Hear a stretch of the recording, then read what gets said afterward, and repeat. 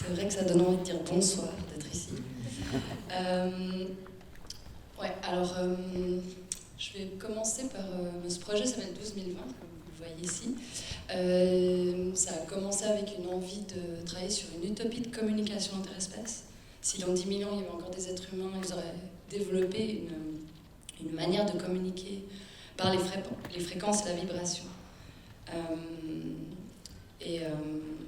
J'ai eu envie d'aller plus loin dans une obsession autour de la vibration, parce que je fais beaucoup de musique, beaucoup de concerts, et des concerts de plus en plus noise depuis 3 ans maintenant, notamment en ayant fait quelques voyages en Chine, en travaillant sur des questions autour des fréquences électromagnétiques de haute fréquence et de basse fréquence. Donc je suis totalement fascinée par l'information au sens large, de comment elle se transmet entre les corps, de comment on communique les uns avec les autres, de comment elle se transmet entre les plantes, les animaux. Et voilà, tous ces questionnements se sont regroupés en fait dans ce projet. J'ai collaboré avec de nombreuses personnes sur ce projet. Donc je vais vous montrer une petite vidéo de 7 minutes du projet pour vous montrer un peu l'ambiance. Alors ça, c'est difficile de le retranscrire en son, en vidéo ou en photo, parce que c'est vraiment un projet qui est essentiellement fait à partir d'interfaces qui vibrent sur le corps, donc qu'il faut vivre, expérimenter. Mais ça vous donne peut-être déjà un petit aspect du projet. C'est un projet qui a pu se faire aussi avec l'apport de nombreuses personnes. Parce que voilà, c'est clair que je travaille le son depuis des années, mais donc je me suis entourée de corps de métiers nombreux, de plus de 30 à 35 personnes différentes, différents ingénieurs du son qui travaillent sur les fréquences, des neuroscientifiques, des primatologues, des menuisiers, des spécialistes du code, j'en passe, des spécialistes qui font de la soudure. On a aussi beaucoup travaillé, j'ai voulu travailler sur toutes les interfaces, donc on les a toutes fabriquées, développées petit à petit. Et tout ce voyage s'est fait avec des discussions qu'on a eues avec Didier, qu'on va discuter après le petit film. Voilà. Merci en tout cas de nous avoir invités.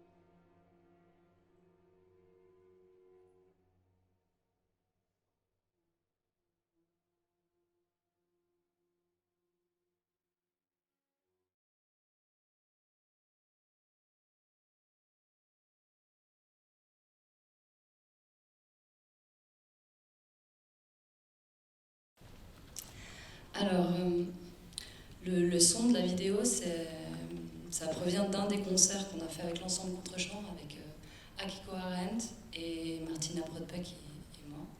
Et on avait... donc dans ce projet, il y avait différents dispositifs, et différentes manières d'aborder le son. D'une part par la performance et le mouvement, avec une bande sonore, mais aussi du son produit en fait directement par la respiration. On avait un second dispositif qui est le tout premier que vous avez vu, qui peut se développer sous différentes formes, donc plutôt verticale et aussi un peu plus horizontale, qui est 16 planches d'Arol, de bois massif d'Arol, qu'on a travaillé un peu comme, pour que ça soit doux comme de la peau. Donc ça a aussi une odeur qui ralentit les battements du cœur quand on est en sa présence. On avait 32 transduceurs qui étaient sous ces planches pour qu'on puisse sentir le son avec le corps, s'y connecter directement en fait en écoutant avec ses oreilles, mais en écoutant aussi en fait avec les parties de son corps.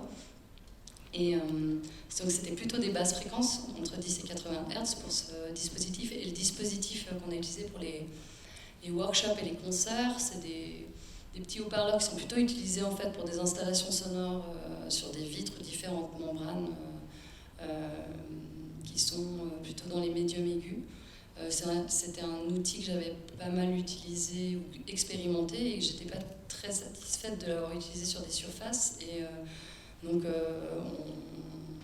on s'est dit que ça pourrait être chouette de l'utiliser directement sur le corps et d'avoir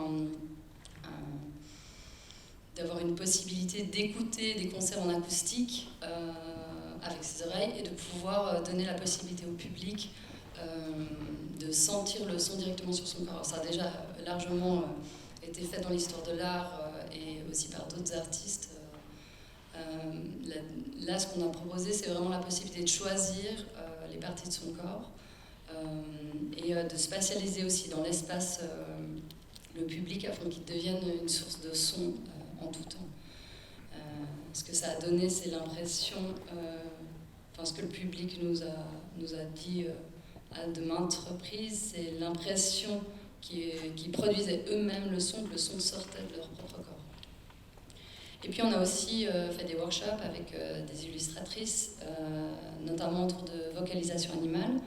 Donc on a eu aussi un partenariat, d'une part avec le Fonds national suisse scientifique, on a gagné un agora pour pouvoir faire le projet, et avec le NCCR Evolving Language, qui est un programme sur la vocalisation animale. Et du coup, grâce à ce partenariat, on a pu avoir accès à différentes recherches de vocalisation animale en cours entre Genève et Zurich, notamment des suricates, des lingos, des voix de grands singes. Et donc voilà, on a fait un blind test de vocalisation animale avec des vibreurs, où en fait on propose aussi aux participants de dessiner ce que ça leur fait, ce qu'ils ressentent. Et donc ça, on a vraiment développé ça avec Didier, ce workshop. On va en parler justement sur l'interaction qu'on a eue en fait pendant 2 années. Et ça, c'était un moyen de pouvoir faire un peu plus de médiation avec le public, avoir plus de pouvoir rentrer plus en fait dans le vif du sujet, de questionner ça. Donc à chaque fois qu'on fait des concerts et des workshops, Didier est toujours présent. Mais peut-être on peut commencer de comment en fait on s'est rencontrés. On s'est rencontrés en 2019, à l'été 2019, et complètement par hasard en fait, en quelque sorte, parce que ni Didier ni moi cherchions ni à travailler avec un artiste ou un scientifique. On était les deux dans une obsession de la vibration, et de la vibration corporelle notamment et vocale. Et à la suite d'un projet sur l'accélération sociale et cette impression de rapidité dans la société post-industrielle, qui était un projet que j'avais monté en 2019 au Grutli, Cynthia Audier du Flux Laboratory m'a proposé de faire une résidence au campus biotech et elle voulait que je travaille avec des scientifiques. Elle m'a poussée en disant elle voulait que je travaille sur le Blue Brain Project à l'origine, qui est un programme sur un cerveau artificiel. Et puis en rentrant, Carole Varonne, qui est responsable de toute la médiation avec les artistes et les scientifiques au campus Biotech, en discutant assez vite, elle m'a dit « Ah, je pense que ça va bien coller avec Didier ». Du coup, on s'est rencontrés et puis ça a collé. Et ça a collé. Bah, peut-être de mon point de vue, d'où je suis et d'où je viens, sur la genèse de cette collaboration. J'avais en fait, suite à un rêve, c'est pas une légende, je travaille depuis 20 ans sur la perception de l'émotion auditive, aussi bien sur la voix que sur la musique. Et un rêve m'a amené à la production et à la vibration. Quand je me suis réveillé, j'ai noté plein de trucs sur les feuilles. Et puis suite à ça, j'ai développé un projet scientifique sur les mécanismes de production vocale émotionnelle, et particulièrement avec toute une focalisation, toute une partie du projet est liée à la vibration, sa propre vibration, et quels aspects fonctionnels pouvait avoir cette vibration dans laquelle on baigne depuis tout petit. Et on fait très peu attention, à l'instar d'autres rythmes corporels, parce qu'on est dedans. Et puis tout le travail attentionnel qu'on peut faire autour de ces éléments vibratoires est quelque chose qui m'intéresse beaucoup. Et du coup, paf, je dépose un projet, paf, je l'obtiens. 4 ans de recherche sur ces aspects-là, qui a commencé il y a une année et demie. Et puis, rencontre avec Julie, qui me dit « Ah, moi, ça m'intéresse beaucoup, la vibration corporelle. » Je dis « Waouh !» La coïncidence incroyable qu'une artiste, au moment où moi, j'ai obtenu le projet sur la vibration, s'intéresse aussi à ces éléments-là. Donc, on a trouvé tout un terrain de discussion commun sur la thématique, et puis après il a fallu s'apprivoiser dans ces regards différents sur le phénomène.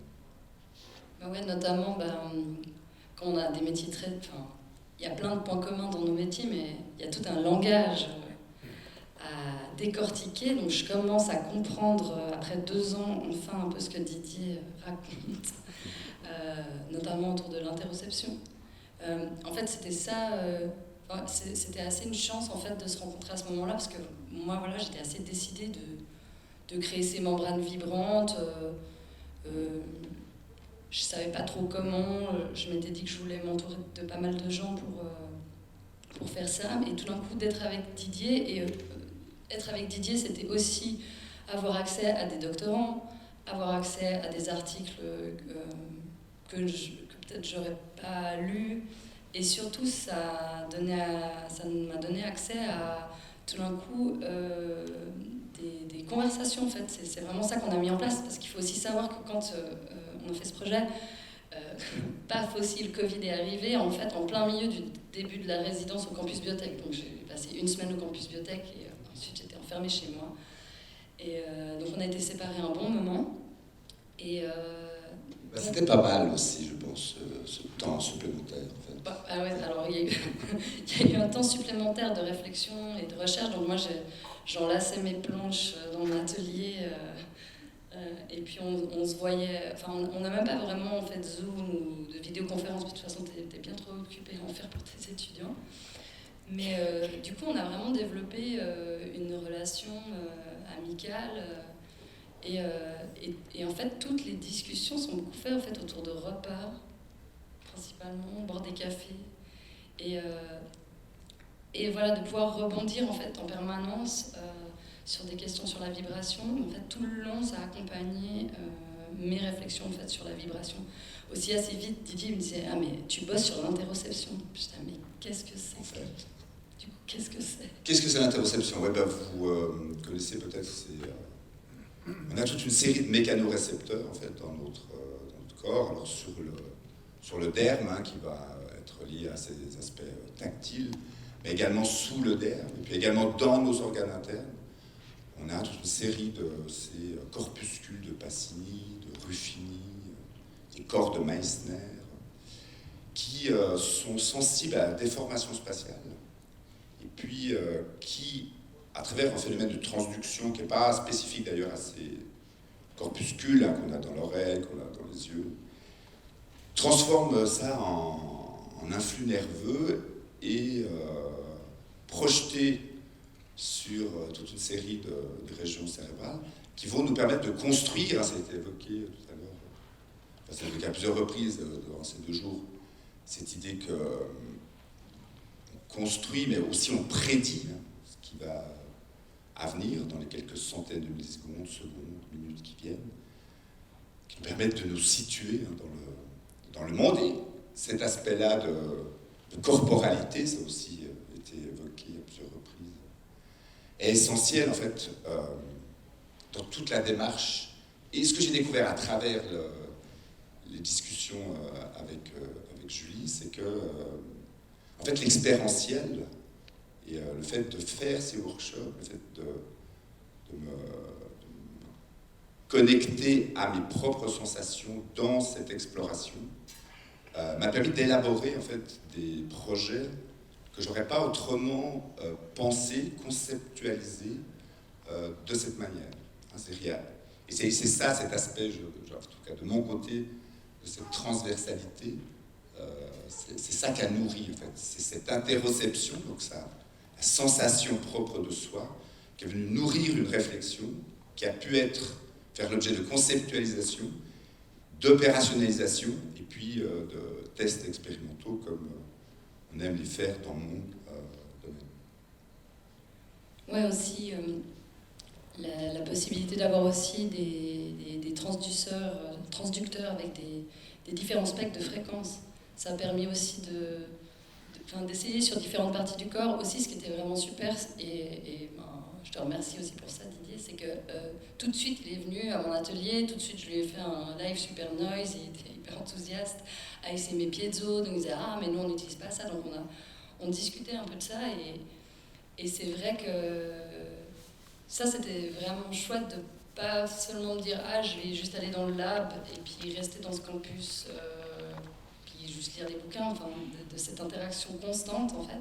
Et puis à chaque fois qu'on se voit, donc même ici, même là, avant qu'on commence à discuter, il y a toujours des nouvelles idées, des nouvelles choses. À chaque fois qu'en plus on a des discussions avec le public, il parle de nouvelles choses qu'il ne fait jamais dites. Du coup, ça fait tout le temps en fait, émerger des possibles en fait, créatifs. Et principalement, je pense, en tout cas, dans ce qu'on a construit artistiquement, ce qui a vraiment émergé, qui n'y avait pas à l'origine dans ce projet, c'était les workshops. Moi, j'avais jamais fait de workshop avec le public avant. Et c'est Didier qui a amené cette idée de faire des workshops, donc de développer ça. Et en fait, c'est ce qu'on fait quasiment le plus maintenant, ces workshops. Donc ça, c'était vraiment un des apports. Enfin, c'était une envie. Et puis, on a eu envie aussi... assez vite aussi que le projet soit vraiment tout public, donc qu'il soit aussi inclusif en termes de langue, en termes de handicap. Donc n'importe qui pouvait venir au projet, alors avec certains warnings par rapport en tout cas aux transducteurs qu'on a dans la main, pour toutes les personnes qui avaient des pacemakers ou ce genre de choses, mais pouvaient quand même participer en utilisant les vibreurs sur différentes parties du corps. Puis maintenant, après avoir construit ces différentes structures vibrantes, on a aussi trouvé des vibreurs qui ont un spectre de fréquence beaucoup plus large. Puis là, du coup, j'ai fabriqué une petite planche en arole où j'ai mis Didier. Et du coup, on a expérimenté vraiment avec différents types de vibreurs. Donc, plutôt les basses fréquences qu'on a souvent, en fait. Et là, il fait vraiment de 10 Hz à 17 kHz, ce qui est quand même relativement large. Et donc voilà, on est en train maintenant de se poser des questions sur qu'est-ce que ça provoque d'avoir sa voix qui est amplifiée ou la voix de quelqu'un d'autre ou le son de quelqu'un d'autre. Donc par exemple, pendant les workshops, on teste ça. Souvent les gens disent « Ah, je préfère quand c'est ma voix ». Probablement parce qu'en fait, on a plus l'habitude de s'entendre soi-même. Mais on continue en fait de rechercher et d'avoir ces envies-là. Et au-delà en fait, du projet en soi, il y a c'est vrai cette question d'interface pour les bébés prématurés qu'on a envie de développer. Ouais, donc ça c'est un projet avec une docteure qui est dans mon groupe, Manuela Philippa. On travaille depuis des années sur comment la voix maternelle et paternelle, il y a très peu de travaux sur la voix paternelle, eh bien, peut moduler le comportement de ces prématurés, qui sont souvent dans des situations à haut risque, de survie, de lésions cérébrales, etc. Et ce qui a été montré, c'est que en fait, la voix humaine, en général, apaise ces prématurés. Et donc, a vraiment une fonction de la relation et au-delà de ces aspects-là. On a publié là, récemment un papier dans lequel on a montré que la voix maternelle, et pas les voix étrangères, pouvait augmenter le taux d'ocytocine circulant chez ces bébés prématurés et qui réduit en fait leur sensibilité à la douleur. Elles sont exposées à des pratiques cliniques régulières. Et la voix maternelle suffit, et surtout la voix maternelle parlée, suffit à faire un boost de cytocine et à réduire l'aspect douleur. Et avec la vibration, l'idée c'est de pouvoir transmettre ça aussi à des bébés qui sont enfermés dans des situations encore plus dures en termes de leur couveuse et on ne peut pas les sortir parce qu'elles sont trop en souffrance. Voilà un exemple de ces échanges transversaux qui sont très riches. On doit s'arrêter. Ouais. En tout cas, merci pour l'invitation. C'est aussi vraiment super d'écouter ces conférences, ces interventions depuis hier. On a, si jamais, à disposition des petites cartes du projet. Et puis, si vous voulez voir aussi ce que les gens ont dessiné pendant les workshops, c'est aussi à disposition.